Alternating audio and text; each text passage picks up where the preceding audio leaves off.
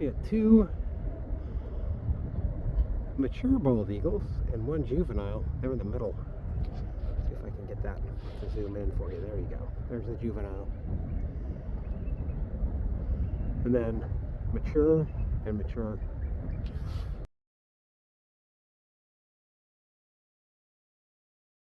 Used to be the passenger. This morning was not starting out well at all. Susan didn't even get into the cabin until 3 o'clock in the morning this morning. She got 2 hours of sleep before I woke her up and we headed down here to go. But it's a gorgeous day. It's chilly out right now though, 29 degrees. We got about 40 minutes till we have to be where we're supposed to be, and we only have about 5 minutes to get there. So timing's been everything. But I stopped off at McDonald's this morning to get my muffin and coffee, and they were closed. So then I said, well, I'll just stop off at the Kasilof Tesoro, and there's a moose on the road up here. And they were closed. And I finally got 3 bears, coffee, and a burrito. I'll spin the camera around. I don't know if you can see the moose on the right-hand side. She just crossed the road. There's another baby moose on the left-hand side of the road, trying to come up as well. Oh, there's 2 down there. Oh, there's a couple of them. Nice.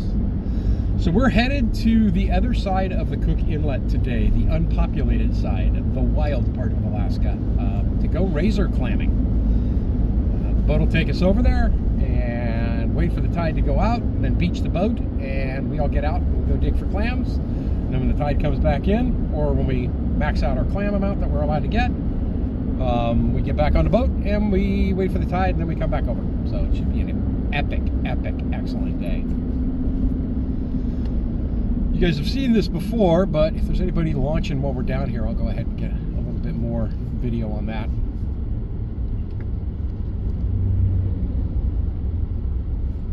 This is where they launch right from the beach, which is super cool. Nice. Made it with 39 minutes to spare. That means we're on time. Sean's always early. Susan, always late. Sometimes I just have to tell Susan it starts a half an hour earlier so that we actually get there on time. He's not the only one. A lot of people, my friends, do that. Everybody does that. There's our time, and then there's Susan's time. It's quiet down here this morning. He said it was a blue boat and it had a name on it. And I wrote it down. I can't remember what it is. There's a blue boat over there. There's a blue boat there, so that might be it.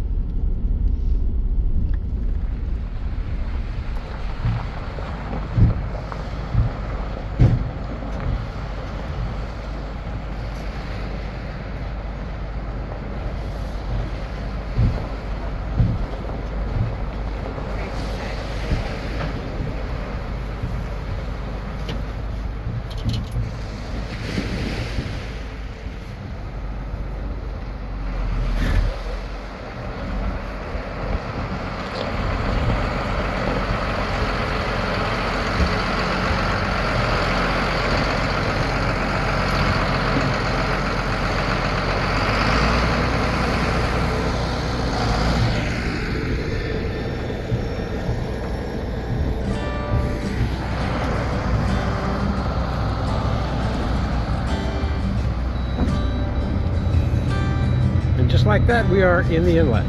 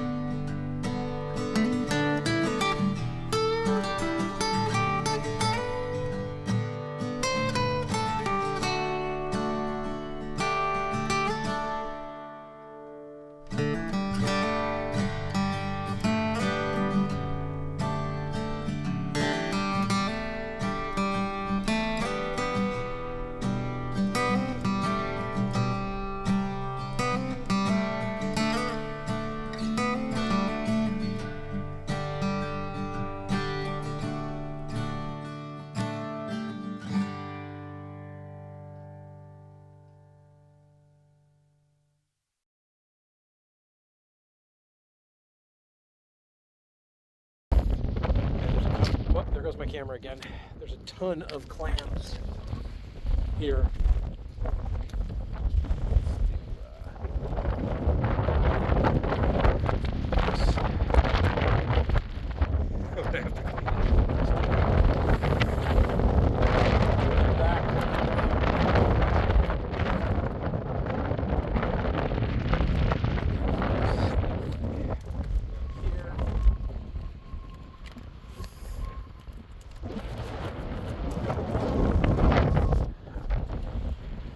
So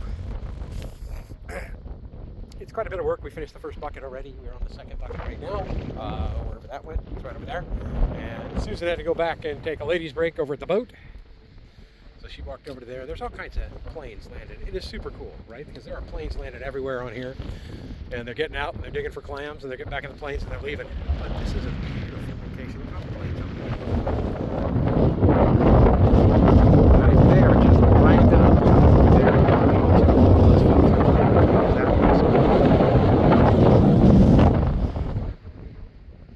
This guy's looking for a snack.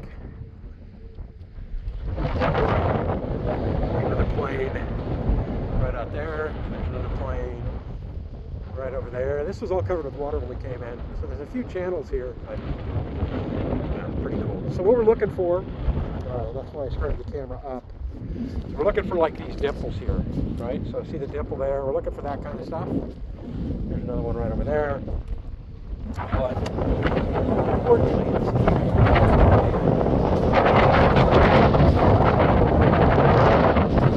That one's right there. Let's take that one right now, see if we can't get a clam out of there. These are razor clams. There's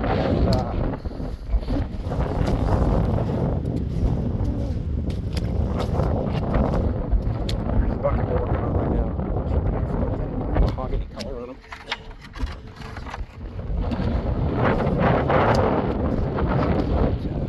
Let's see about hanging that right on there for a little bit of weight, for a little bit of ballast. See if that works, see if that keeps everything. Okay, so I said I was going to go over there. So let's go ahead and turn the big camera on and I'll show you where I'm going to hit.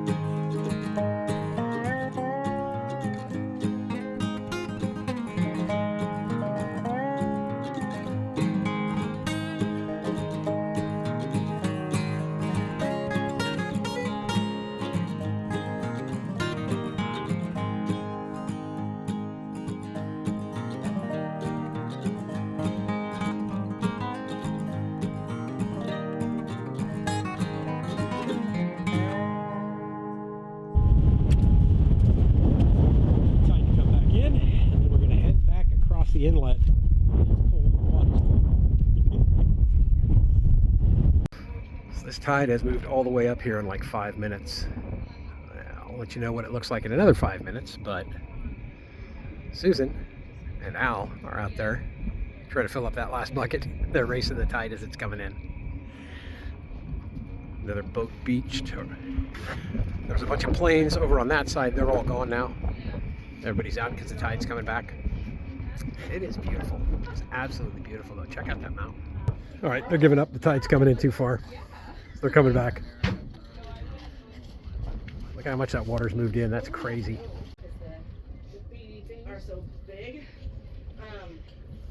That's a lot of clams.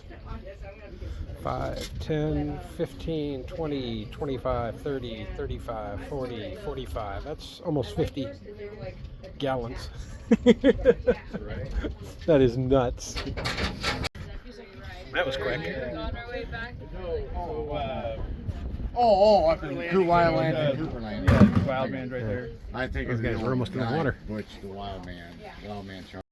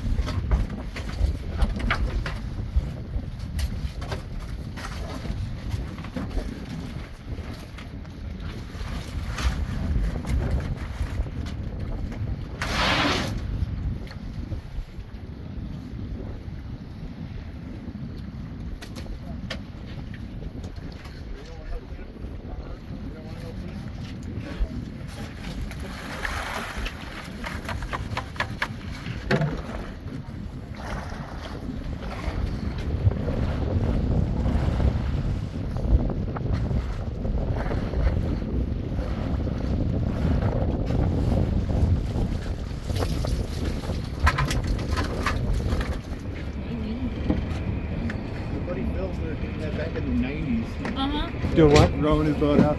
Oh. He'd row out of the sea loft because they push the sea loft for kings and then do a 2-day. What the heck are these guys? That's a fish hunt. Okay. Yeah, so they do a combo. So they catch a couple kings and then row out, catch a couple halibut, and row back in. Yep. Yep. That's fun. Ah! What's up, babe? All right, here we go.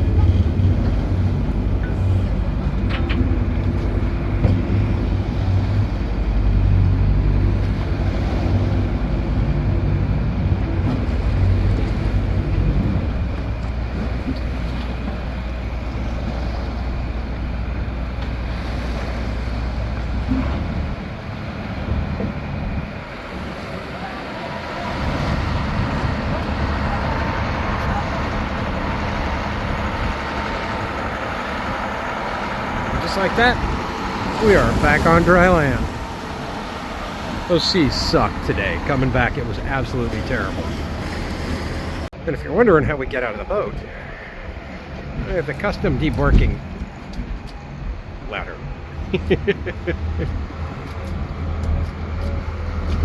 What a great trip that was. What a great trip that was.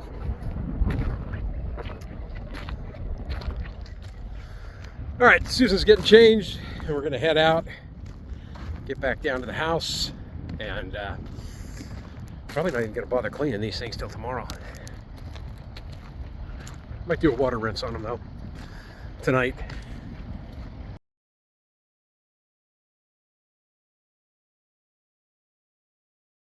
Never caught water. Yep, that's fine. This was a long day yesterday. So yesterday, Susan and I, we left when? 6 o'clock? 6 o'clock. About 6 o'clock in the morning. Got to the boat, went over, went clamming, just we ended up getting 15 out of the 20 gallons we were allowed razor climbing because we were both exhausted. It's a lot Hard more work. Yeah, it's a lot more physical and labor intensive than you thought. And then coming back, man, the Cook Inlet just beat us to death. They were crazy rough waters coming back. Didn't get home. We stopped off at the brewery and had dinner last night before we got back to the house, and it was probably 7:30, I think, when we got back in. So we opted to clean these today. So the first process of cleaning from every video I've watched is I'm gonna have a pot here with boiling water.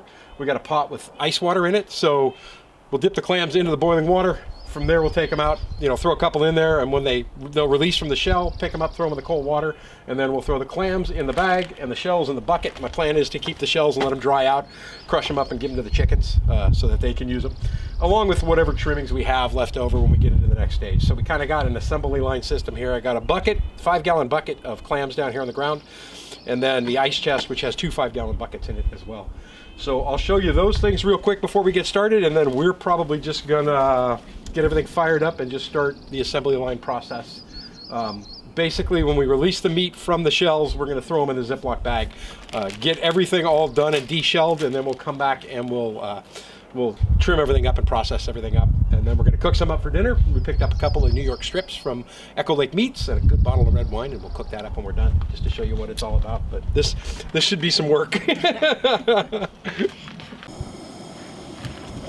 Okay, so we're just about here now. And in true fashion, Susan said, do you want to do a couple of these first before we get started? Or do you just want to do it just like Sean in Alaska does, and if it's a failure, everybody can see it? So we're going to see if it's a failure. I was tempted, though. I was tempted. We're just about at boiling point here, and I'll do like 3 and show you the process from the hot water to the cold water, what happens. So you won't see us, you'll just see our hands. And then I'll back the camera up. We'll do a time lapse because we're going to listen to music while we pound these out. But I think we are just about there. Yay. All right, so I'll do unbroken shell ones first.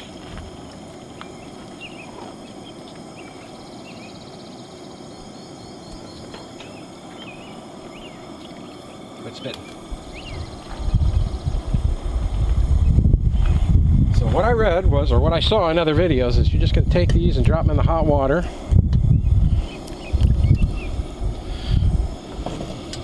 Until they open up.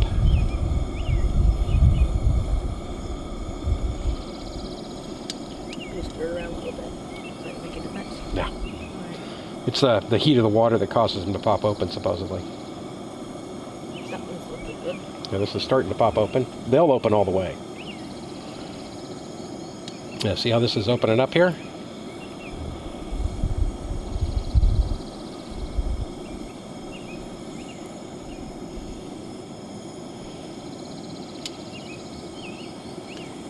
Not there yet. There it goes.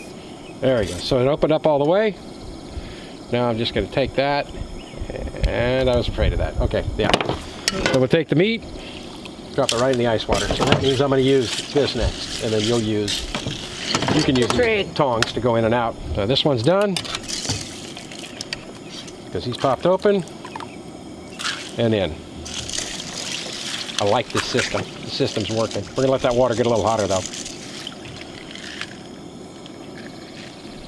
Should I let it open up a little bit more, or is it coming right out? It's not coming out.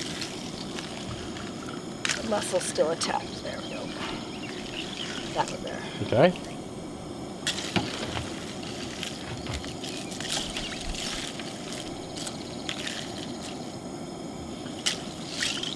Oh, this one's done.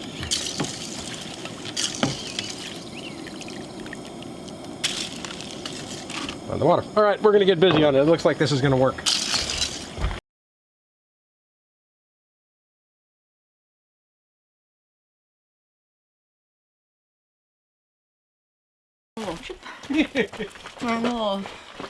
So honest opinion time, right? It's time is it now?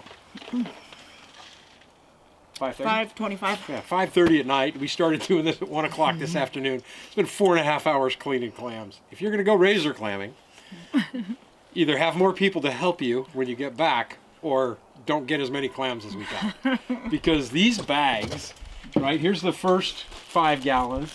Here's 5 gallons more, and here's another 5 gallons from the shell and the ice chest. They weigh over 10 pounds a piece. So we've got like 25 or 30 pounds of clam here. This is crazy. So what we thought we'd do on this one is we went and watched another video on how they clean them, and we're probably just going to do like a 2-stage cleaning thing, and then we'll switch off. If you want to see how to clean razor clams, this is probably not the video for it. There's a ton of them out there that are like 4 minutes long.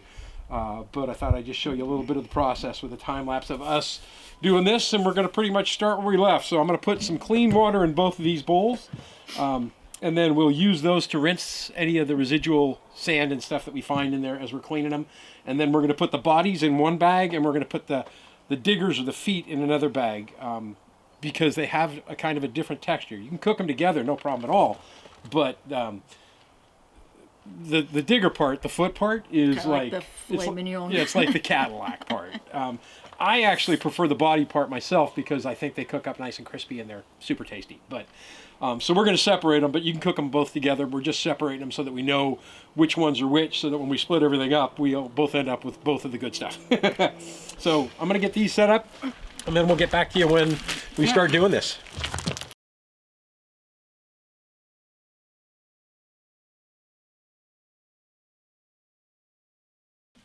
That one looks good. Let's see what we got here.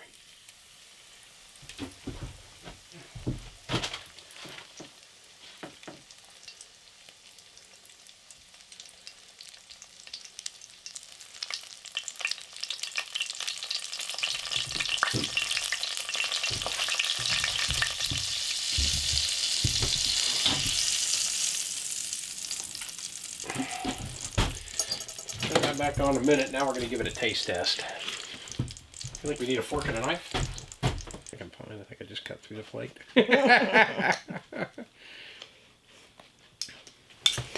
All right. Which one are you going to try first? I'm going to try the Italian one first. This one first. It's falling off. Will we try the fish fry first? Mm-hmm. This is yummy. Must have cornmeal in it, huh?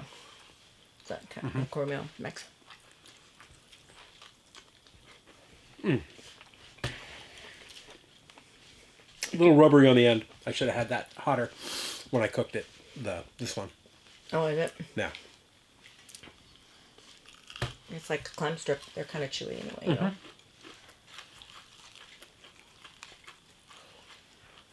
How's that one? Mm-hmm.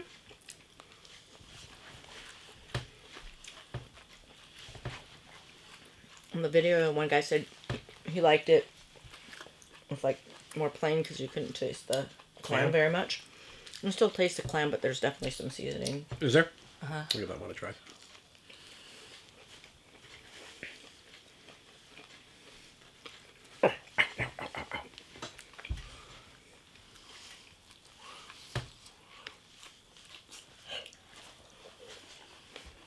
Must have been the last one you took out. Was that the last one you took out? Pop. Yep. It's yummy. Uh-huh. I'm still mad at myself though for not picking up the Other oil? cocktail sauce. Oh, Yeah, the oil's fine. Cocktail sauce. So the only oil I have here is olive oil. That's all I cook with.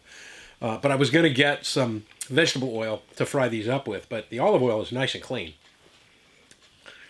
This is the foot. And that's the Parmesan. Mm-hmm.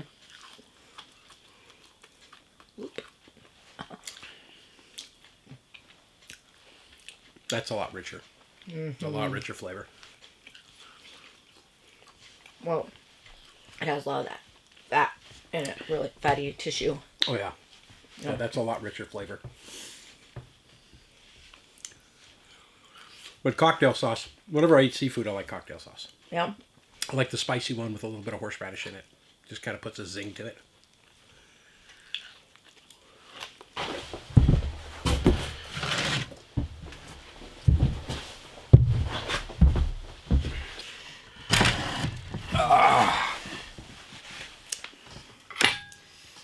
I don't often drink wine, but good wine with good steak. Salute. Salute. Okay, so next Friday is my birthday. So Susan said she would buy steaks for me. So that's why we've got this. And I said, well, let's get some New Yorks. And she said, nah, New Yorks don't have any flavor and blah, blah, blah, blah, which is exactly what I said until I bought a New York at Echo Lake. So. And usually they're very tough. This is nice. Echo Lake Meats has the best steaks.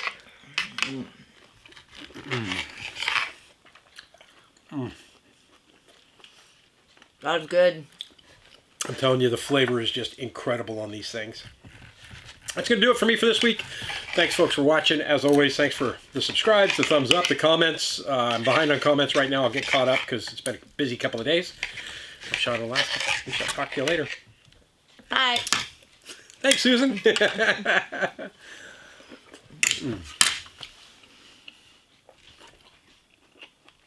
Until next That's a good time. New York, huh? That is good. Look at that. I know. I got the cook like I nailed like the medium rare. You did. It's really good. Oh. I think if I had my choice, it would always be steak over anything else. Oh yeah, me too. That's why I'm glad we always raised beef growing up. That's why I'm raising beef again. Right? Yeah. I like pork, but steak is Yeah. good. I mean, a good pork chop is nice, but man, nothing beats a good steak. Like I said, I hadn't had New Yorks for... I bet you I hadn't had a New York steak in 10 years because they were just so tough and terrible until I bought one of these.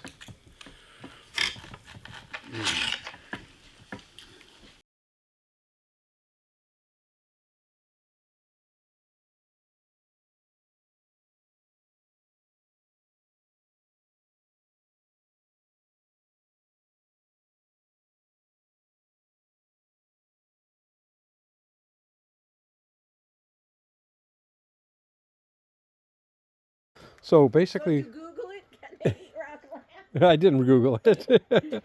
So that's what we got from the first 5 gallons of clams. And we have 2 more 5-gallon buckets in that right now, but we're going to heat up some fresh water and get some fresh water going here because they're full of sand. Right? That's what we have left to do. And these ones are a lot cleaner for whatever reason than the ones that we did because there was a lot of broken shells in here. Maybe those are the ones that tipped over. Oh, maybe it was because we lost some buckets on the way back in with the boat. But, I mean, that's a full grocery bag worth of clams. That's an easy, oh my gosh, that's 10 pounds. That's easy 10 pounds of clam right there before cleaning. So our thought process is that we're going to shell everything here first, and then we'll start cleaning, and then we'll see how far we're going to go.